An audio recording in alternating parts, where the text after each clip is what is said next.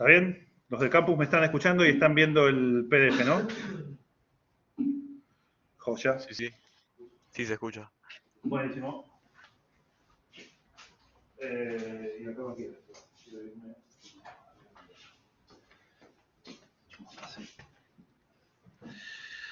Así. Bueno, quedaron ahí las pruebas del lapicito. Bueno, entonces lo que vamos a ver ahora en esta clase, y seguro unas cuantas más, es integrales múltiples, que es otra generalización de las integrales que vieron en Mate 1, que era la integral de Riemann. La generalización que vimos en la unidad 5 fue pasar de integrar en un intervalo a integrar en... si alguien está escribiendo en el chat, hábleme, porque no estoy viendo el chat yo. Se escucha bastante mal, Luciano. O sea, ¿Escucha mal? no sé cómo va a quedar grabado, pero parece como que va y viene el ruido. Fíjate si podés, si no, hablar en dirección a acá. Vos estás hablando en dirección a... Sí, lo que pasa es que voy a estar mirando la pantalla y después mirando para allá. Entonces es medio difícil. Yo tengo igual que tienen el micrófono integrado, entonces si lo pones encima de esto. En una de esas se escucha ambos. No, si no, bueno, si no sigo ahí ya está. Si no se escucha. Claro, pero andar a Solo hay allá otra vez. Claro, y hablar para ese lado. No, si no la otra es que alguien preste la compu y que lo compartas desde una compu que esté acá. Ah, y vos te mutees a vos y hablas desde acá. Sí, pero bueno, no sé eso que... No escriban en el chat porque no lo estoy mirando, háblenme. Ya a ver, podemos seguir. Me meto desde acá a la sala. Claro, Entonces yo me está en la grabación queda el audio. A ver, con Aure.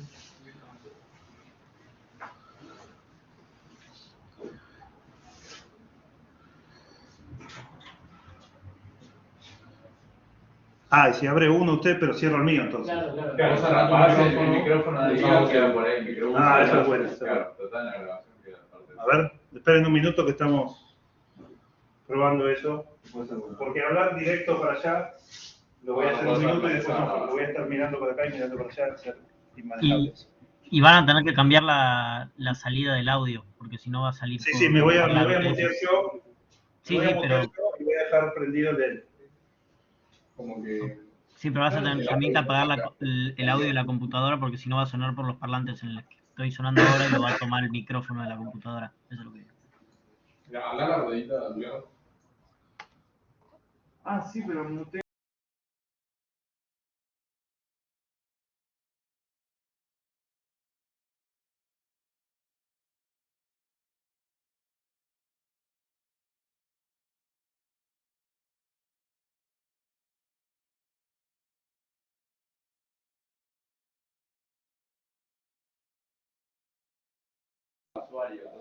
Ah, lo que pasa es que ahí...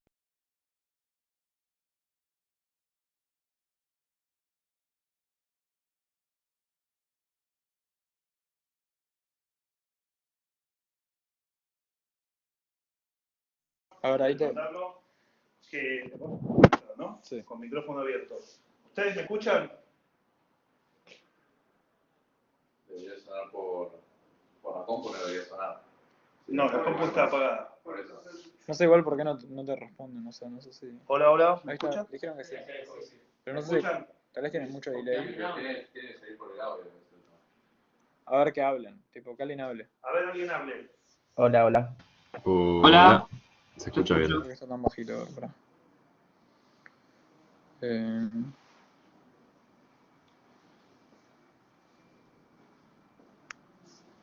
Está como re bajo esto, no sé por qué.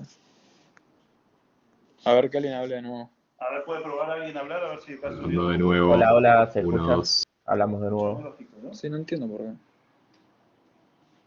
A ver. De nuevo.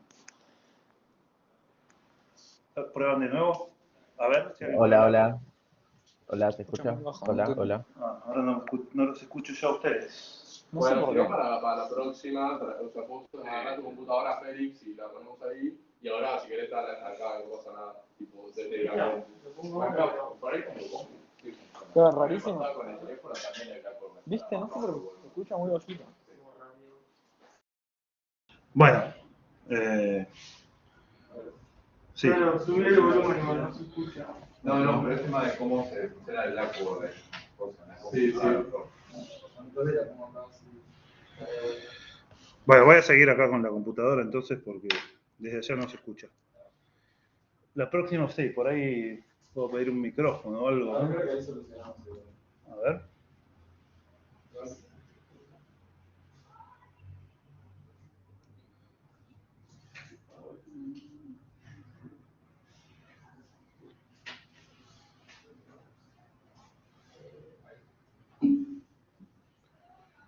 Me parece que la de este aula no. A ver, creo que ahora va a estar bien. Intentemos ahora.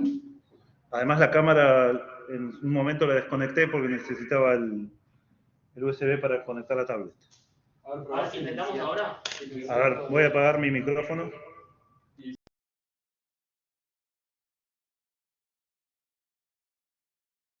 Ahora ahí tenemos el volumen al mar. ¿Alguien puede hablar? Hola, hola, hola. Hola, hola. Hola, hola. Bien. ¿Se escucha bien? Ahora que me voy a mover para allá. Y ahora los que están... ¿Cómo? Puede leer el chat. Dale, te dejo el chat abierto acá. Está bien, igual sí, mejor si hablo. ¿Cómo pasó la página? ¿No tiene un botón para pasar página esto? Tenés ahí uno de 40 arriba a la izquierda. Creo que tenés que ir bajando con la barrita. Sí, es como que allá a la derecha al fondo de todo. Claro, ahí creo que vas a poder deslizar. Oh, pero qué mal. No, pero probá deslizando con el dedo. Si fuese con celular. Sí, pero es medio sutil. Poco útil, pero. Tendría que tener un... Sí, creo que puedes poner la mano. Por eso te así. Ahora que sacaste el marcador. Claro. Claro, tengo que sacar el marcador para hacer eso. Y el marcador es probable que lo deje. ¿No puedes apretar el botón por el hipervínculo de abajo? Que te baja. Ah, ahí no hay algo de eso. Sí, ahí, esa. No sé nada. Sí, porque chiste mierda. Creo que es pura facha. No. Ah, ¿este por ahí? No, Claro. se fue un montón. No, está bien, pero porque justo estabas en el. No, igual es el otro. Ah, sí. Ahí está igual, o sea. Claro, puedes hacer así y bajar. Bueno, ya está. Lo muevo con la mano y listo. Dale. Bueno, entonces, si ven que colapsa todo en el campus, me avisan. ¿Sí? Avísenme por audio porque no estoy leyendo el chat. Lo que quiero ver hoy, empezar a ver, es una generalización más de las integrales que habíamos visto en Mate 1. ¿Sí? La generalización que vimos en la unidad 5 fue cambiar el dominio, que antes era un intervalo, a una curva, ¿sí? Una curva finita, empezaba en A y terminaba en B. Y lo que vimos es las definiciones correspondientes y el caso particular de los campos conservativos que permitía hacerlo de manera más sencilla.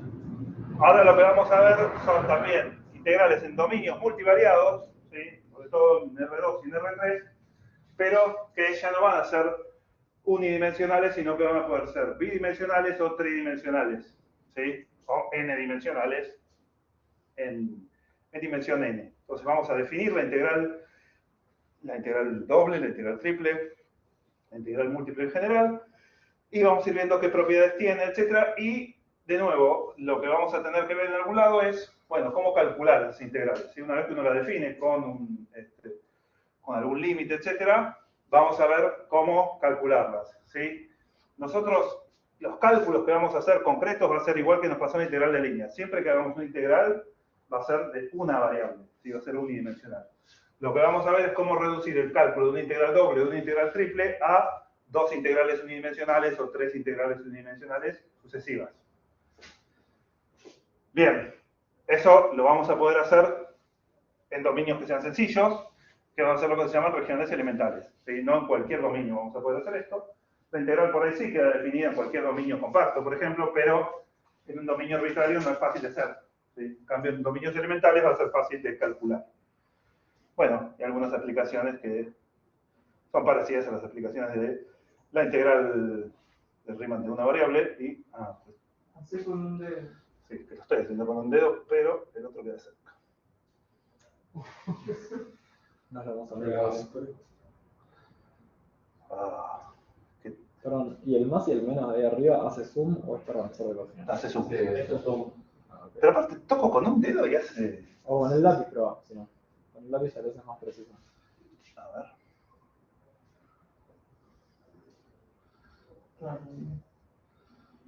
Bien. Bueno, entonces, la integral de una variable, la integral de Riemann, la integral entre a y b, lo que nos daba era el área, sí, para una función continua, lo que nos daba era, necesito la... Claro, pero si dejo el lápiz me va a marcar. Lo que nos daba, quiero un señalador o algo, ¿por qué no veo un señalador? Pero está la flechita ahí, ¿La flechita dónde está? al lado donde elegiste el marcador, tiene como una flecha, por ahí lo puedes cambiar ahí. No, esto no, es otro No, señalador. No, la flechita. saltadores. ¿A dónde? Eso. Al lado del lápiz, viste que tenés una flechita que tira que cae para abajo. Eso es resaltador igual, me parece. Es un resaltador y un lápiz eso.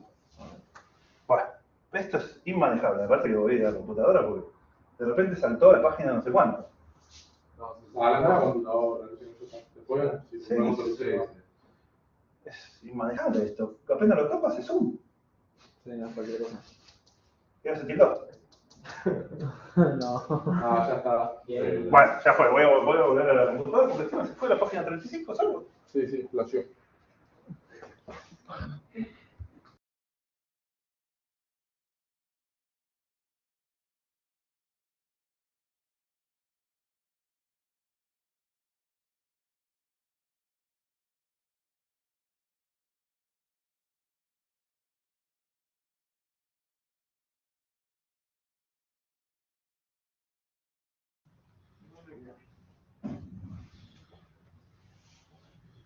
Bueno, volví al campus porque la pantalla esa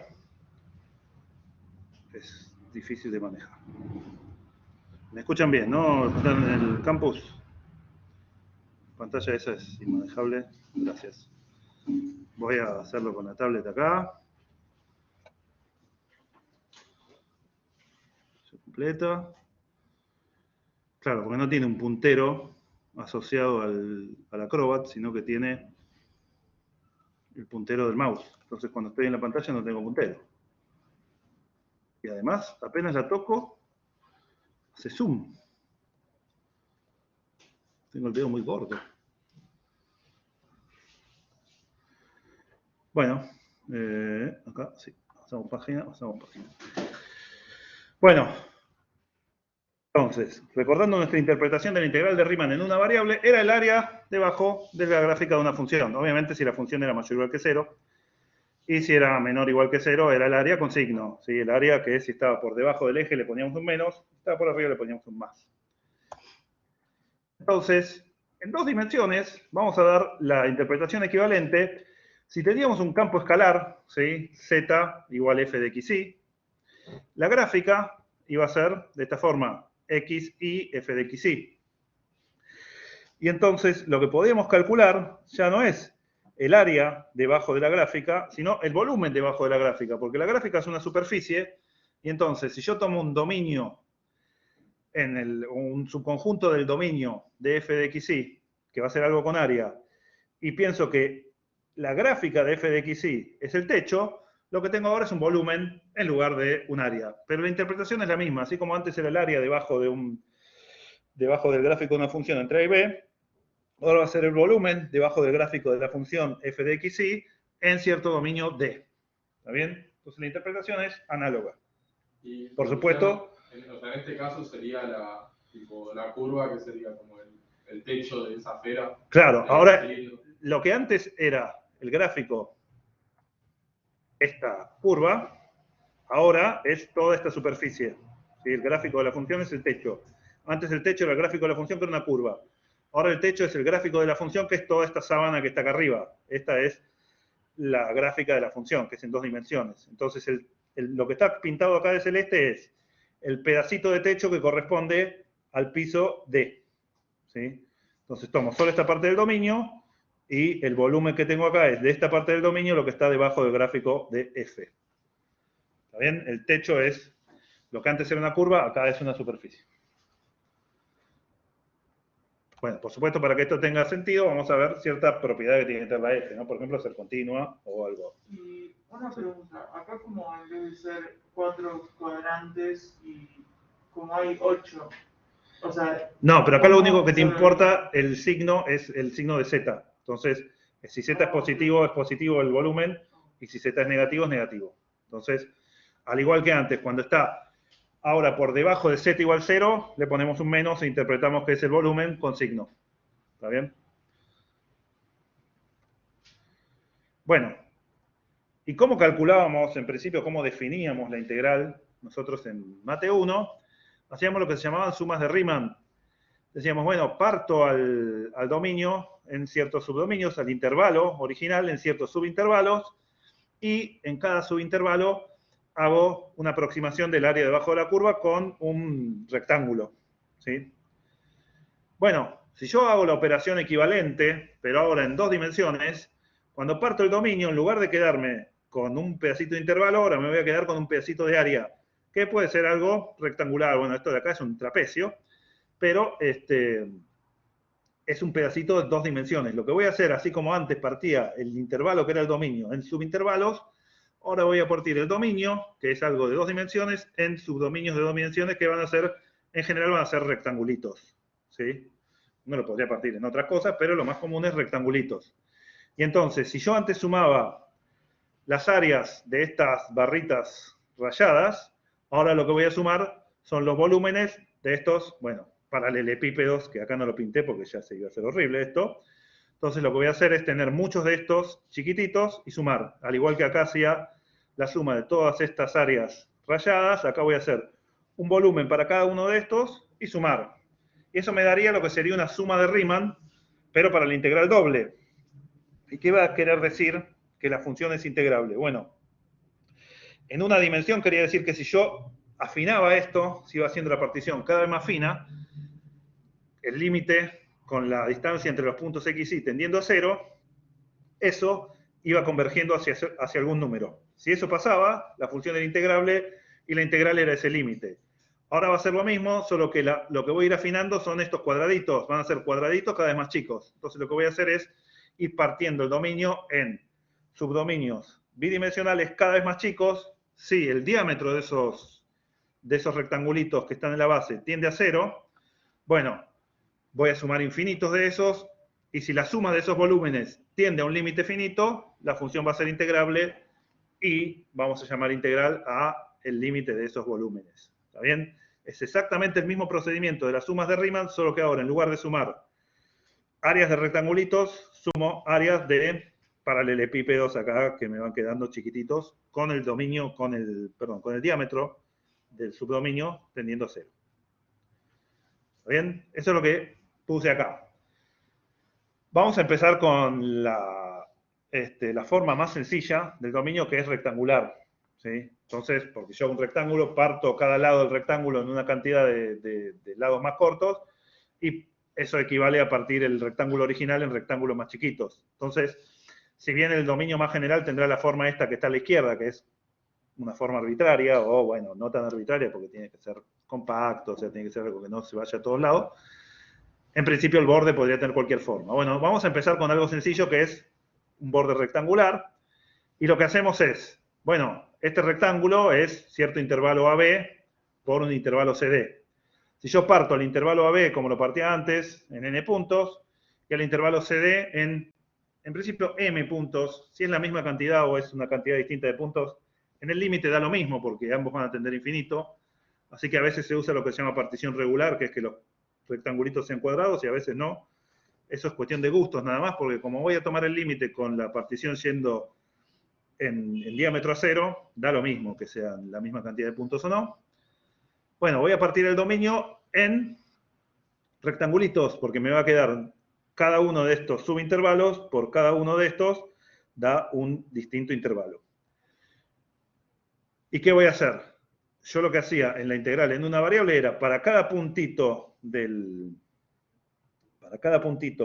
subintervalo elegía algún valor para aproximar f, que podía ser lo que valía a la izquierda, lo que valía a la derecha, lo que valía en el medio, ¿sí? Alguno de esos valores. Ahora lo mismo, para cada subdominio rectangular voy a elegir un punto y la altura del paralelepípedo correspondiente, o sea, la altura de este paralelepípedo de acá, va a corresponder a lo que vale f en el punto que elegí adentro del dominio, ¿sí? Acá habrá alguna altura que corresponde a f de un xy y sub i. Y algún punto del rectangulito este lo levanto con f y esa es la altura que elijo para el paralelepípedo rectangular que da ese mini volumen. Entonces, esta partición de acá tiene partido el dominio y además en cada cuadradito, en cada rectangulito, elijo algún punto. ¿Sí? Acá está señalado que hay infinitos puntos. Puedo elegir el punto que quiera. Como después voy a hacer que el diámetro de la partición tienda a 0, si la función es integrable, va a dar lo mismo independientemente de qué punto yo haya elegido. Y Luciano, o sea, D sería el eje X, ponerle análogamente más de 1. El dominio acá es... Sería como el eje X, ponerle. Sería de donde parte. El D acá es el dominio, que va a ser bidimensional, va a ser en X y en Y. Antes era el eje X, ahora es el plano XY. ¿Está bien? El dominio es lo que antes era un intervalo, ahora es algo bidimensional. ¿Qué es lo que pasa? En la recta... Una pregunta, ¿hay chances que cuando preguntan algo prendan el micrófono porque acá se escucha poco y nada lo que dicen los que están ahí? Ah, ¿y cómo haríamos eso? Vale, yo ahora, si quieren... Tipo, está re lejos, parece el ruido, no sé. Se te escucha vos responder, pero no se escucha la pregunta. Es verdad, eso no había pensado. O si no, podés repetir la pregunta que te hacen. Sí, eso es verdad. Lo que él me preguntó es, bueno, este D que yo pongo acá viene a ser lo que antes era el dominio, lo que en una dimensión sería el intervalo donde estoy integrando, ahora es D. Y lo que yo le estaba diciendo es, claro, ahora el D, el dominio, es algo del plano XY, ya no es lo que antes era un pedazo del eje X. Y lo que le quería agregar era lo siguiente. El dominio, en general, cuando uno usa un integral, es un conjunto conexo, ¿sí? Algo como esto, que tiene una sola pieza. Entonces, en R, la única forma de hacer un conjunto conexo es quedarte con un intervalo. Entonces, son muy sencillos los conjuntos conexos. Empiezan acá y terminan acá. Cuando te pasás a 2 dimensiones, esto es algo que nos pasaba ya cuando teníamos límite, que el salto de 1 a 2 dimensiones incluía infinitas direcciones. Entonces, ahora, un conjunto conexo, como este que está acá, que se llama R, es lejanísimo a un intervalo, en el sentido que el borde de esto es horripilante, ¿sí? Puede ser convexo, si es lindo, y si es una circunferencia o algo, puede ser no convexo, como esto, que tiene un borde horrible. Entonces no podemos saltar directo de un intervalo a este R. Lo que hacemos es saltar a este de acá, que es un rectángulo, ¿sí? Entonces vamos a hacerlo primero en rectángulos, que es como la generalización más fácil del intervalo, porque es intervalo por intervalo. Y después vamos a ver que lo podemos generalizar un poco. No cualquiera, pero muchos, ya si el borde lo podemos modelar con alguna función, lo vamos a poder hacer. Pero en principio vamos a pasar de lo que antes era un intervalo, ahora es un rectángulo. ¿Está bien? O sea, pusieron una pregunta. O sea, la diferencia que va a tener el área real y el volumen real va a ser la diferencia de ahí lo que perdés tomando un rectángulo en vez de la No, forma. a ver, no. Esa es una buena pregunta porque por ahí quedó la confusión. Yo lo que voy a hacer es empezar considerando solo dominios rectangulares. Y lo que voy a hacer después es mostrar cómo, con los dominios rectangulares y un teorema más, puedo pasarme a dominios cuyos bordes sean imágenes de una función exacto, ¿sí? No voy a perder precisión. Lo que seguro no voy a poder hacer es en principio, cualquier borde. ¿Sí? Cualquier borde no. Lo que voy a hacer es hacerlo en rectángulos y después pasarme a bordes un poco más complicados. ¿Está bien? En principio, para la definición de la integral, sí, podrías pensar lo que vos estás diciendo, que es, acá hay pedacitos que ponerle no tomo en cuenta. Y cuando yo haga la partición tender a 0, esos pedacitos no me importan. Entonces, claro. ¿Puedes repetir la pregunta que hicieron, porfa? La pregunta que hizo él es si lo que yo estoy diciendo es, si voy a integrar en este R que es feo, diciendo que los pedacitos estos que están en el borde, que no son rectangulares, los ignoro y como la partición tiende a 0, los puedo ignorar después en el límite. Yo le dije dos cosas. Una, que lo que voy a hacer en principio es olvidarme de este R complicado y hacerlo en rectángulos nada más, y en otras regiones que puedo hacer exacto. Y dos, que en realidad sí, eso por el cálculo en sí. Nosotros vamos a poder calcularla en regiones elementales, no en cualquier región.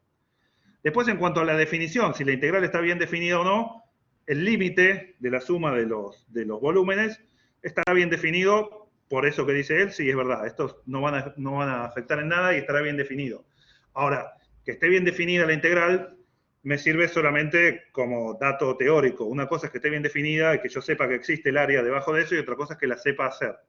Entonces, en principio, yo podría justificar que para cualquier R que sea, por ejemplo, un compacto, voy a poder, y si la función f es continua, voy a poder integrar, porque el volumen debajo de la gráfica va a existir. Pero si yo las quiero calcular efectivamente, quiero hacer la cuenta, no voy a tomar cualquier R. Solo voy a poder hacerlo o en un rectángulo o en las regiones cuyo borde sea la imagen de una función. ¿Está bien? Entonces, la respuesta es, por un lado, sí a lo que dijo él, pero por otro es, no voy a hacer así la cuenta. ¿Sí? Esa cuenta, si yo quiero calcular el volumen, solo la voy a hacer cuando el borde sea sencillo y la voy a hacer con otro teorema que voy a ver ahora en un rato. ¿Está bien? Bueno, entonces, si yo estoy integrando sobre un rectángulo, que es la generalización más sencilla del intervalo AB, va a ser AB por CD.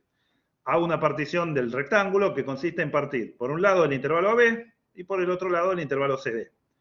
Entonces, eso básicamente me da un conjunto de subrectángulos, o rectangulitos más chicos, R y J, que corresponden a cada subintervalo de AB, producto cartesiano, cada subintervalo de CD. ¿Sí? Eran simplemente estos de acá, los R y J. Bueno, ¿qué es la norma de la partición? Es el área del rectangulito más chico. Si la partición es regular, todos los rectangulitos son iguales y es el área de cualquier rectángulo. Y si no, me fijo cuál quedó más corto y esa es es el máximo de esas áreas. Entonces, si esa la defino como norma de la partición, que la norma de la partición tiende a 0, quiere decir que el área de todos los rectángulos tiende a 0. ¿Sí? Si el área del más grande es chiquita, el área de todos es chiquita. Y entonces, la norma de la partición me mide lo más grande que es alguna de las áreas de los R y J. Y yo voy a decir que hago que la partición sea infinitamente o infinitesimalmente pequeña, ¿sí? Que tienda a 0, si el área del rectangulito más grande tiende a 0. ¿Está bien? Bueno, la suma de Riemann que está acá abajo es lo que dije antes. Tomo el área de la base, que es un rectangulito, por la altura, que consiste en simplemente elegir algún punto del rectángulo y tomarle la altura como f de ese punto. ¿Sí? Esto que está acá, f de C y J por b de R y J, es lo que yo había graficado en este pedacito de volumen, corresponde a uno de estos sumandos. Y esta doble suma lo que dice es, bueno, hace lo mismo, pero ahora en todos y cada uno de estos R y J. ¿Se entiende? Esta suma de Riemann corresponde a haber sumado los volúmenes de todos esos paralelepípedos. Y después, una vez que tengo la suma de Riemann, hago que se haga infinitesimalmente finita, ¿sí? Que tienda a 0 la norma de la partición, que el área del más grande tienda a ser cada vez más chica y tendiendo a 0. Sí, rectángulo. Si esa operación tiene límite, o sea, si para cualquier epsilon existe un delta tal que si tomo una partición lo suficientemente fina, la diferencia entre la suma de Riemann correspondiente a esa partición y algún número S es menor que epsilon, bueno, esa es otra forma de decir que el límite de las sumas de Riemann con la norma de la partición tendiendo a 0 es ese valor S. Bueno, si pasa eso, voy a decir que la función es integrable sobre el rectángulo R. ¿Está bien? Si achico la partición, no importa cuáles hayan sido los 6J elegidos, si siempre que la partición sea lo suficientemente fina, la suma de Riemann está cerca de algún número, ¿sí? Un número fijo S, voy a decir que el límite de las sumas de Riemann es ese valor de S, y ese valor de S es la aproximación, bueno, es el volumen, la integral, debajo del área, debajo de la función, con signo, ¿sí? O sencillamente es la integral doble, es el límite de las sumas de Riemann. Si la función es positiva, tiene esa interpretación de volúmenes, y si es positiva o negativa, simplemente se interpreta como el volumen con signo y listo. ¿Está bien? Entonces, me da la función, con la función armo las sumas de Riemann. Si las sumas de Riemann tienen límite finito con la norma de la partición tendiendo a 0, la función es integrable y digo que la integral vale ese límite. ¿Está bien? Y si la función era mayor o igual que 0, lo interpreto como el volumen debajo de esa función. Notación que voy a usar yo es esta. F, bueno, a veces le pongo f de x, y para que se note que f es la función, sobre todo si no se llama f la función, si tiene algún otro número le pongo la variable, pero lo que antes era un solo símbolo integral entre a y b y un de x, ahora tiene dos integrales, ¿sí? Porque es una integral doble. El subíndice este indica el dominio de integración, que ahora es el rectángulo R, después cambiará a algún otro dominio, y el diferencial ahora va a ser dx por dy. ¿Sí? En principio puede ser dy por dx, y acá todavía no aclaré más que r. Este convencionalmente es dx por dy, pero podría ser otra cosa. Alguna vez, yo no lo uso, pero por ahí en alguna, creo que en los ejercicios de la guía tampoco lo dejé, pero en algún libro, sobre todo en las aplicaciones en física, etc., como dx por dy era un pedacito de área, un pedacito del plano xy, a veces se pone dA en el sentido de diferencial de área, ¿sí? Porque es un diferencial en el dominio bidimensional. Una pregunta. Sí. O sea, entonces la integral doble sería para calcular volúmenes. Sí. Si es la integral doble de un campo escalar, es el volumen con signo debajo de la gráfica de ese. Claro. O sea, que es desde la base hasta el techo de la Sí, si el techo está por arriba de z igual 0, sí, si está por abajo, con un... Claro, exactamente. Y Luciano, ¿es lo mismo primero calcular, o sea, de x y después de y? O sea, la primera integral... Bueno, no es lo mismo en dos sentidos. Primero que depende de cómo esté escrito acá el R, va a indicar quién está acá primero, va a corresponder a uno o al otro, eso lo vamos a ver. Y segundo, tampoco es lo mismo en un sentido que ya vieron en Mate 1. ¿Se acuerdan que en Mate 1 había algunos cálculos de área que les decían, escríbalo, integral sobre el eje X y sobre el eje Y, y elija uno de los dos para hacerlo? Bueno, eso ahora literalmente nos va a pasar lo mismo, y el orden a veces lo vamos a cambiar porque hay un orden en el que es fácil y otro orden en el que es difícil. Entonces, en ese sentido tampoco va a ser lo mismo. Por supuesto, hasta ahora no dije en absoluto nada sobre cómo calcularlo, ¿sí? La integral. En realidad dije y no dije, porque uno dice, bueno, esta definición no es constructiva porque, bueno, tiene un paso al límite ahí de sumas de Riemann, que si realmente uno quiere hacer esto, es muy difícil, ¿no? Porque la suma de Riemann depende de dos parámetros, m y n, con un punto arbitrario 6j, etc. Es algo que hacerlo con precisión, hacerlo exacto, ¿sí? Es muy difícil. Sin embargo, sí nos da una idea de cómo aproximaría yo la integral, ¿sí? Que eso es lo que van a ver en métodos numéricos. Van a decir, bueno, si la suma de Riemann es una aproximación, yo puedo ir haciendo sumas de Riemann con particiones cada vez más finas y eso me aproxima a la integral. Y eso da métodos numéricos que, en realidad, cuando no funcione lo que vamos a hacer nosotros, que es hacer Barrow iteradamente, es lo único que van a poder hacer, eso, ¿sí? Y de hecho también da para hacer integrales con métodos estocásticos, Monte Carlo, etcétera, con solo la definición, lo van a poder hacer en muchos más casos que con lo que vamos a ver nosotros, que es integrar iteradamente usando Barrow, porque Barrow, ya lo vieron en Mate 1, funciona para ciertas funciones y para otras no. Si no me sale la primitiva, no puedo hacer Barrow. Y hay primitivas que son difíciles y hay primitivas que son imposibles de encontrar. Entonces, lo que vamos a ver nosotros es como Barrow de Mate 1, pero esta definición no es que no es constructiva. Es constructiva si uno tiene tolerancia al error, ¿sí? A ese épsilon, y si uno no tiene forma de hacer la integral iterada que vamos a hacer nosotros, es lo único que puede hacer. Bueno, pero para nosotros que las queremos hacer exactas, todavía no es práctica porque no me dice cómo calcularlo. ¿Sí? No me dice, mira, sé Barrow de esto o de aquello. Entonces lo que yo quiero es llegar a Barrow de esto o aquello. Bueno, antes de hacer eso, lo que quiero es que observemos que el procedimiento que yo acabo de hacer, lo hice en R2, pero formalmente, ¿qué hice? Agarré el dominio que eran intervalo AB por intervalo CD, partí AB, partí CD y armé partición de AB por CD. Si ahora tengo tres dimensiones, va a ser AB por CD por PQ. Esto sería un cubo, ¿no? Un paralelepípedo rectangular. Y si yo quiero partir el cubo, lo que hago es partir AB, partir CD y partir PQ. Y lo que armo son subcubitos. Y lo que antes era el área del rectangulito, ahora va a ser el volumen del cubito. Y antes elegía un punto del rectangulito RIJ, ahora voy a elegir un punto del cubito RIJK. Y entonces la misma técnica de decir, mira, hago F en un punto y multiplico por la medida de lo que antes era un rectángulo, ahora es un cubo, lo puedo hacer en tres dimensiones. Digo, bueno, armo el volumen como lado por lado por lado, que es el volumen de un cubo. Lo multiplico por un f de 6jk. Armo la suma sobre toda la partición. Eso es una suma de Riemann. Hago que las sumas de Riemann sean con el diámetro de la partición tendiendo a 0. Y si eso tiene límite, existe la integral, ahora triple, ¿sí? Porque tengo tres variables. Es una integral de volumen, se le dice a veces, por eso acá puse f de b. Es integral de volumen. De x, de y, de z. Y hasta la integral de volumen, vamos a ver que tiene una interpretación más o menos directa. Si f es 1, por ejemplo, nos va a dar el volumen, etc.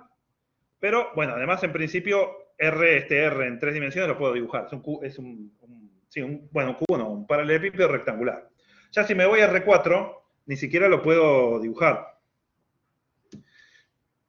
Pero la cuenta en sí, la podría hacer con R4. Pongo un intervalo más acá, PQ, ST, y digo, mirá, el volumen, hipervolumen, si le quieren decir, sería el producto lado por lado por lado por lado. Es un volumen en R4, pero es un volumen, un hipervolumen. Hago F en un punto de ese hipercubo, lo multiplico por el volumen, el hipervolumen de ese hipercubo, que es una cuenta, es número por número, y hago la suma de Riemann, y me fijo qué pasa cuando hago que las particiones tiendan a diámetro 0. Entonces, esta misma cuenta la puedo ir haciendo en la dimensión que yo quiera, y entonces lo que tienen definido no es solo la integral doble o la integral triple, sino la integral cuádruple, la integral quíntuple y la integral en n dimensiones, la integral múltiple en n dimensiones. ¿Qué quiere decir? Hasta ahora, el límite de las sumas de Riemann en la dimensión que corresponde. ¿Cómo armo la suma de Riemann? Parto el dominio, me fijo el volumen, simplemente el volumen lo defino como lado por lado por lado por lado por lado, lo multiplico por f en ese punto, hago la sumita, tiendo la partición a que sea infinitamente pequeña, si eso tiene límite, tengo la integral en 5 dimensiones, en 10, en 20. Nosotros, por cuestión de práctica, vamos a trabajar en 2 y en 3 dimensiones, ¿sí? Es muy común trabajar en 4 dimensiones en física porque uno le agrega la dimensión temporal, por ejemplo. Y es muy común trabajar con muchas dimensiones, por ejemplo, en probabilidad, ¿sí? Porque ahí en probabilidad las dimensiones pueden no ser dimensiones del espacio físico, sino variables que uno tiene por ahí. ¿Sí? Uno tiene un modelo que se está tirando un dado y hay 6 caras. Entonces por ahí uno es integral de 6 dimensiones. En general, las integrales múltiples de varias dimensiones, donde tienen la mayor aplicación es en probabilidad. Nosotros vamos a ver en 2 y en 3 dimensiones que tienen mucha aplicación en física, ¿sí? De hecho, nosotros lo último que vamos a ver de integrales, que es la guía que viene, que son los teoremas, son todos en 2 y en 3 dimensiones, y tienen interpretación física directa, ¿sí? Pero, en principio, se podría hacer en n dimensiones y en teoría de probabilidades es muy común usar en estadística, en probabilidades es muy común usar distribuciones multivariadas con muchas variables. Una pregunta. Sí. La interpretación de la integral triple Sí. no me quedó del todo claro, porque antes era un volumen, pero ahora Y no, claro, como ahora el ya doble. es otra cosa. Claro. Ahora no tenés una interpretación geométrica. ¿Sí? Si justo f fuera 1, vamos a ver que ahí es el volumen. Pero si f es cualquier cosa, lo único que podríamos hacer, que eso lo podemos hacer en cualquier dimensión, y es lo que se usa en probabilidad, por ejemplo, es decir, si yo hago la integral de f y la divido por la integral de 1, lo que tengo es el promedio de f, porque es como que sumé todos los valores de f ponderados por, bueno, cuánto ocupan en cada lugar. Entonces, si vos la dividís, la integral de f por la integral de 1, que es dividir por el volumen, tenés el promedio. Esa sería una interpretación. Y esa es la interpretación que se le da en probabilidades, ¿sí? Porque es para sacar valores medios, ¿sí? Claro, o sea, a partir de R3 es más que nada como una cuenta. No Exacto. la tenés que pensar Es bien. una cuenta y que la interpretación que a mí me resulta más intuitiva es la del promedio, ¿sí? Porque es para los valores medios es para lo que más se usa. Bueno, propiedades que siempre les digo, si uno se inventa una integral, no puede llamar una integral a cualquier cosa. Tiene que tener ciertas propiedades, ¿sí? Uno va viendo distintos tipos de integral. Integral de línea, integral doble, integral múltiple, integral de superficie, etc. Después, como les decía, por ahí vienen integrales estocásticas, que son las que se usan en finanzas, etc. Pero siempre que uno invente una integral, tiene que ser aditiva, tiene que ser lineal, y tiene que tener alguna fórmula parecida a Barrow o al teorema fundamental del cálculo. Bueno, la integral doble, la triple, la múltiple, es lineal. Si yo tengo una combinación de funciones, la integral de alfa por f más beta por g, donde alfa y beta son constantes, es alfa por la integral de f más beta por la integral de g. ¿Sí? Esta es la misma propiedad que cumplir la integral de Riemann en una variable y la tiene que seguir cumpliendo en varias variables. Si la función es mayor o igual que 0, bueno, no solo la integral doble, sino la triple, la cuádruple, la que sea, la integral de una función mayor o igual que 0 es mayor o igual que 0. Eso implica que si tengo una función menor o igual que la otra, la integral de la función más chica es más chica que la integral de la función más grande. ¿Sí? Esto es simplemente combinar el 1 y el 2 con f menos g. ¿Sí? O con g menos f. ¿Sí? G menos f va a ser positiva, su integral es positiva, y la integral de g menos f por el 1 va a ser la integral de g menos la integral de f. Así que 3 es una consecuencia de 1 y 2, pero es bastante... Bueno, y el punto 4 es algo importante. El detalle del punto 4, que es la aditividad. ¿Se acuerdan que la aditividad en... Voy a hacer un dibujito acá. La aditividad en la integral de Riemann de una variable era... Yo tenía la integral entre a y b, y decía, hago la integral de a hasta c, y de c hasta b. ¿Sí? Esta es la integral de a hasta c, más la integral de c hasta b, era la integral de a hasta b. Esto mismo lo habíamos pasado a la integral de línea. Si yo tenía alfa y decía, lo parto por acá y en realidad tengo beta seguido de alfa, decía, bueno, si toda esta curva grande se llama gamma, la integral en gamma era la integral en alfa más la integral en beta. Si lo partía en un punto, hacía la integral en un pedazo, la integral en el otro y la sumaba. Acá era bastante sencillo porque lo que yo siempre decía es, bueno, ¿cómo estoy partiendo? Parto en un punto y sigo. ¿Sí? El intervalo lo parto en un punto y sigo. La curva la parto en un punto y sigo. Acá cuando yo parto el rectángulo tengo que aclarar cómo lo estoy partiendo, ¿no? Porque ya ahora es en 2 dimensiones y se puede partir de muchas formas. La podría partir en diagonal, lo podría partir para acá, para allá. Bueno. ¿No lo tendrías que partir en un Z, a partir de un Z? No, yo estoy partiendo el dominio. Imagínate que esto es en R2. Yo lo que estoy partiendo es el dominio. Me estoy olvidando del Z. Okay. Lo que estoy partiendo acá, lo que digo acá es, vamos a hacer el gráfico como si estuviéramos...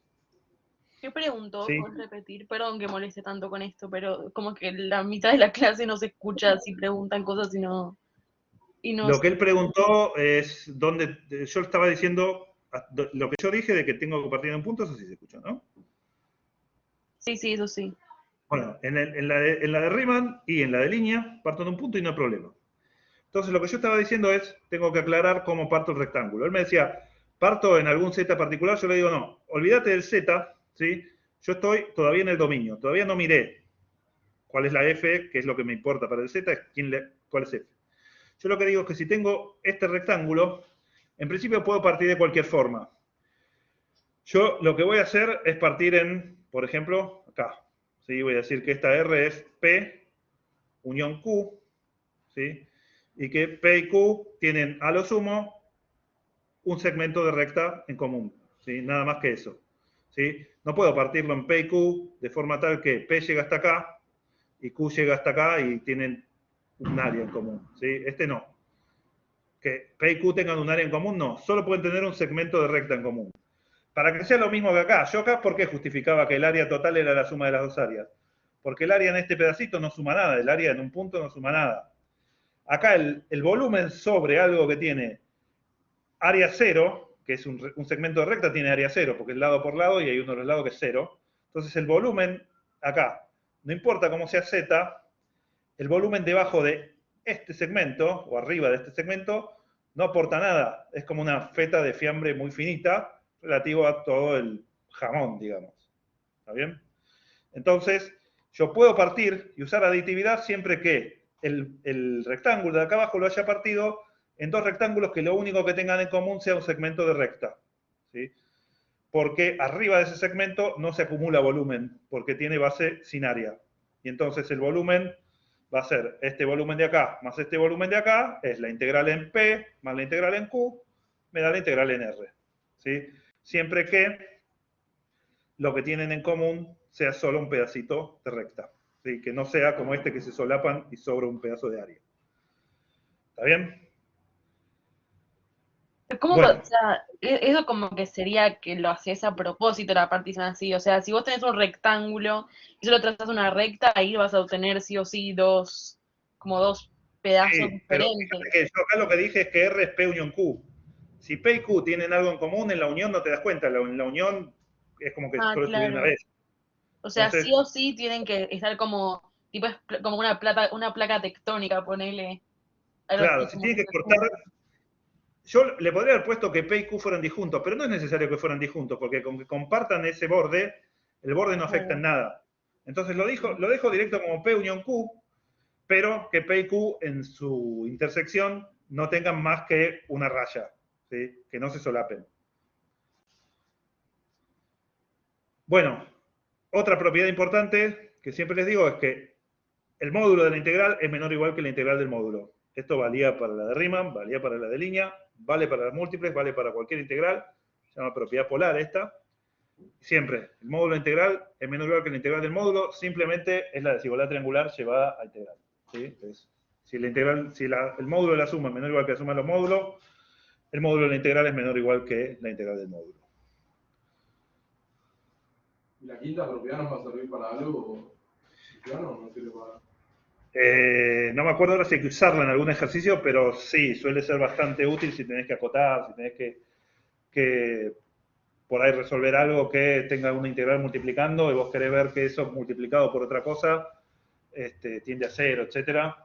Puede llegar a ser útil. Lo que me preguntaban era si esa quinta propiedad va a ser útil o no. La verdad que no me acuerdo de un ejercicio en el cual te diga este ejercicio es necesario usar esa propiedad, pero es una propiedad que en la práctica general puede ser muy útil porque muchas veces acotamos las integrales. Bueno, ¿qué más? Queremos pasarnos a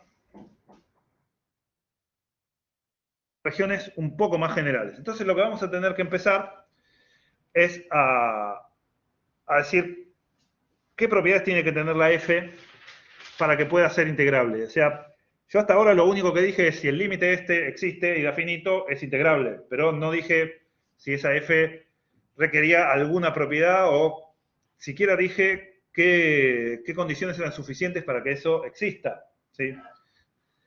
Obviamente alguna condición necesaria hay, ¿no? Que la función sea acotada, que no tienda a infinito, etcétera, eso es necesario, pero no sé si eso es suficiente o no. Entonces lo primero que vamos a ver es una condición suficiente para que sea integrable la función sobre cierto rectángulo R.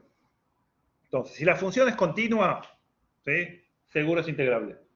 Si la función continua, va a existir el volumen debajo de la gráfica y es integrable. Eso seguro.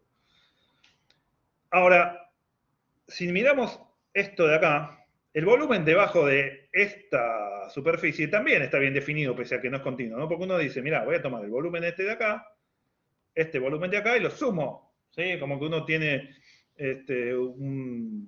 no sé, una torta con una parte más alta y una parte más bajita. Mide el volumen de los dos pedazos y listo. Entonces, tiene sentido generalizar o relajar un poco la condición de decir, mira, puede no ser continua la función, pero igual seguir teniendo volumen. Lo mismo esto de acá. Si yo, el de acá de la derecha, si quiero calcular el volumen debajo de esta superficie, lo que digo es, bueno, a esta parte, que es por afuera de acá, le considero el volumen de afuera, y después tengo acá como una montaña, ¿sí? Que suma el volumen debajo del pedacito que está arriba. Voy a tener el volumen del primer piso, por así decirlo, más el volumen de lo que está del primer piso para arriba. Una pregunta, ¿y eso no sería más fácil poner ese es el volumen de la cosa que está como cortada con el círculo adentro hasta el piso y después de la montaña hasta la sábana cortada, vendría a ser? Claro, eso es lo que estoy diciendo es eso. Yo hago el de arriba hasta el piso, ¿sí? Sí. Y el otro afuera. No, pero yo pregunto, ¿no es mejor hacer el de abajo hasta el piso y el de arriba hasta el de abajo? ¿O no se puede? También, lo que puede ser ahí es que no esté bien definido qué es el de abajo acá. Ah, ok. O sea, esta parte blanca, si no es que la partillo medio artificialmente, por ahí no está bien definida. Ahí algo como para decir esa diferencia y poder hacerla la de abajo y la de arriba por separado. ¿Sí? Por ahí no es trivial definirlas. Pero, en principio, lo que seguro puede hacer es, como el torpedo este de acá, más lo que está afuera, que es como una corona. ¿Está bien? Y si tenemos algo así discontinuo como el primer ejemplo, Sí. que es un corte claro, Sí. que es como si hiciéramos la partición que explicaste recién, Sí. ¿se puede separar ahí? Exacto. Lo que dice este teorema es que si el corte está, fíjense que acá, a ver, no, este lo tengo que borrar a mano, ¿no? En el otro iba y volvía y se borraba, eso me molestaba algunas veces, pero otras veces era útil. Fíjense lo siguiente. Se lo borra bastante rápido. Fíjense lo siguiente. Acá lo que está, hay parte que dibujé yo, pero hay parte que ya estaba dibujada. Ya estaba dibujado es esto. Lo que está dibujado ahí es el conjunto donde la función es discontinua. ¿Dónde están las discontinuidades? ¿Dónde pegan los saltos? Acá pega los saltos en esta recta. Y acá pega los saltos en esta curva que está acá abajo. ¿Sí? Entonces la discontinuidad está en una curva. Bueno, lo que me dice este teorema es que si las discontinuidades están en una curva, o sea, están en la imagen de alguna función continua o en una unión de imágenes de funciones continuas, algo que puedo parametrizar con funciones continuas a trozos, aunque sea, si las discontinuidades están sobre una curva, entonces la función va a ser integrable. Y simplemente voy a poder hacer como esto, sumar dos partes. ¿Sí? No lo vamos a hacer con la forma más general de la curva, sino con curvas que sean la unión de dos gráficas de función de una variable, algo así. Pero en principio se podría, con que esto sea una curva, seguro que si las discontinuidades están ahí, el volumen está bien definido y la disfunción va a ser integrable. ¿Sí? Todavía me falta decir cómo hago esa cuenta, pero el teorema me dice que el volumen está bien definido y la integral va a existir. Y la discontinuidad tiene que ser de tipo salto, ¿no? O puede ser... No, porque la función es acotada, así que tiene que ser tipo salto. Claro, o sea, no puede ser salto infinito, ¿no? Porque... Salto infinito, acá me están preguntando qué tipo de discontinuidad puede tener ahí en el punto. Y para empezar, no hicimos una clasificación así exhaustiva de todos los tipos de discontinuidades en R2. Lo que es seguro es que acá tiene que ser un salto. La función tiene que ser acotada, así que no puede tener una asíntota en ningún lado, no puede ser infinito. Eso es seguro. Eso está acá en la hipótesis del teorema, tiene que ser acotada. Y tampoco puede ser que no tenga límite o algo que oscile mucho, ¿sí? Porque eso te afectaría a cada cuenta. Entonces tiene que ser discontinua, pero de ese tipo. Aunque sea acotada, alcanza. Y en los ejercicios que usemos este teorema, se nos va a dar como la partición está sobre tal curva. Bueno, eso es a donde vamos. Claro. ¿Sí? Eso, todavía no llegamos ahí porque no va a ser cualquier curva la que vamos a ver. Van a ser curvas muy específicas que definen lo que se llaman regiones elementales. Entonces van a tener que ser esas cosas. Bueno, acá hay la persona que está en esta máquina lo que está haciendo es medir el área la superficie total de un cuero, ¿sí? Que es una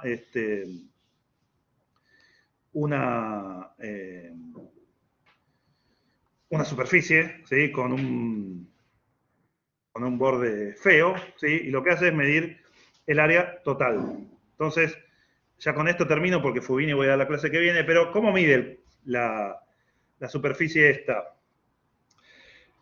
Esta máquina, bueno, yo acá no la veo bien, pero por ahí ustedes, si le pueden hacer un zoom, la pueden ver mejor. Lo que tiene, acá está mejor, son todos muchos rodillos. ¿Sí? Todos muchos rodillos que dejan entre la tabla y el rodillo un espesor que es exactamente el espesor del cuero ese que el tipo pone. ¿Sí? Porque se lo puede regular y es fácil. Entonces, ¿cómo hace para medir la superficie total del cuero? ¿No? Que está acá, medio feo este dibujo, porque es la persona esa, es el cerdo. Soy vegano, así que no me gusta mucho ese dibujo, pero es bastante claro. Porque es irregular el cuero, ¿no? Porque es un pedazo de algo irregular. ¿Cómo lo mide? Bueno, lo que uno puede hacer es, la mandas por los rodillos, cada rodillo es independiente, y el rodillo, si no toca el cuero, no gira. Si toca el cuero, gira. Entonces, si vos medís cuánto giró el rodillo, sabés cuánto tiempo estuvo el cuero bajo del rodillo. Y entonces, lo único que vos tenés que hacer para medir el área que hay acá, que es totalmente irregular, es ver cuánto giró el rodillo. ¿Sí? Por supuesto, hay cierto margen de error en el sentido de que el rodillo, aunque esto no ocupe todo el ancho, puede agarrarlo. Entonces, cuanto más finito sea el rodillo, claro, cuanto más finito sea el rodillo, mejor es la aproximación. Claro, ¿no tendría que ser el rodillo en X y en Y también? En principio, con solo hacerlo en una de las direcciones, te alcanza. ¿Sí? Claro. Entonces, si vos lo partiste regular, te fijaste cuánto se movió este rodillo, te da una aproximación de este pedacito de área. Cuánto se movió este, te da otro pedacito de área. ¿Y cómo haces el área total? Sumas todo. ¿Sí?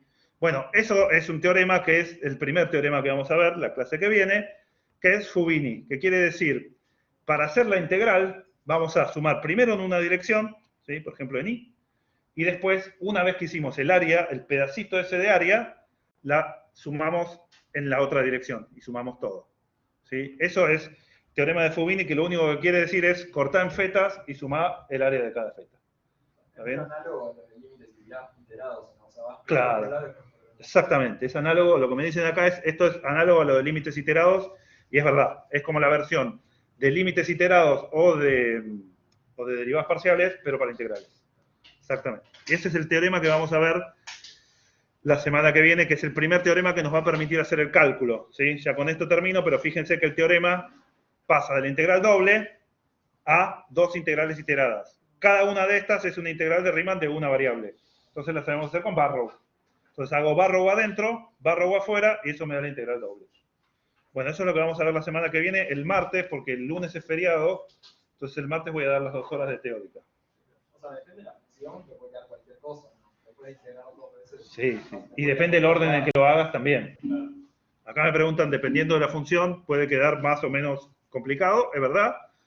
Y además, ahí es donde entra el orden de integración. Si integrar en uno o en otro, puede ser distinto. En análisis 1 había ya funciones que tal vez eran medio difíciles. Sí. Dos veces. A veces al revés. A veces porque vos haces una primera y como el parámetro sigue multiplicando, por ahí cuando vas a hacer la segunda, te apareció algo que te permite integrar. ¿Sí? Si vas a integrar, no sé, e a la x cuadrado, por ahí te aparece un factor x que te permite hacer una sustitución. Bueno, está sonando el chat acá y no lo estoy viendo. Bueno, nos vemos, acuérdense el martes que viene que doy